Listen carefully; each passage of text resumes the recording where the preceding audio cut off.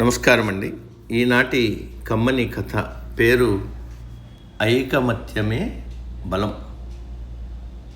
ఒక అడవిలో సింహము, చిరుతపులి ఉండేవి. సింహం బలమైనదే, కానీ వయస్సు మళ్ళిన కారణంగా వేగంగా పరిగెత్తలేకపోయేది.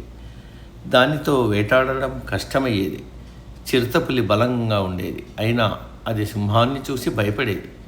సింహంతో స్నేహం చేసేది, ఎందుకంటే సింహం మృగరాజు కదా.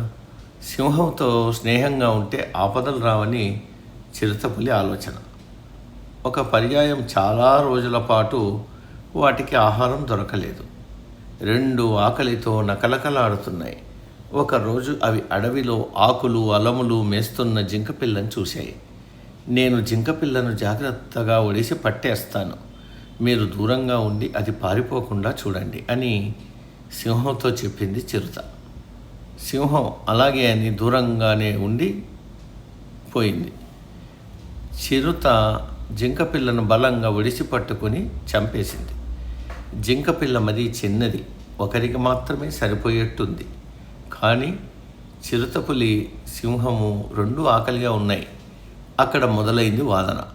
జింకపిల్ల నేనే చంపాను కాబట్టి నేనే తింటానంటుంది చిరుత. నేను మృగరాజును కాబట్టి నేనే తినాలి, నువ్వు ఎలాగూ బాగా పరిగెత్తగలవు కాబట్టి మరో జంతువుని వేటాడి తిను అని గర్జించింది సింహం. వాటి మధ్య మాటా పెరిగింది. గర్జిస్తూ పంజాలు విసురుతూ రెండూ పోట్లాడసాగాయి. పొదల చాటున ఉన్న నక్క ఈ దృశ్యాన్ని చూసింది. వెంటనే దానికి ఉపాయం తోచింది. అక్కడే దాక్కుని అవకాశం కోసం ఎదురు చూడసాగింది. సింహము, చిరుత పోట్లాడి అలసిపోయి కదల్లేక అక్కడే పడిపోయాయి.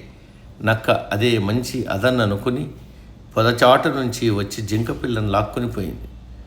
సింహం, చిరుత చూస్తూ కూడా లేవలేకపోయాయి. ఆ తర్వాత ఎప్పటికో ఓపిక తెచ్చుకొని లేచి, అనవసరంగా పోట్లాడుకుని జింకను పోగొట్టుకున్నాం. మనం కలిసి ఉండకపోతే భవిష్యత్తులో ఇలాగే జరుగుతుంది.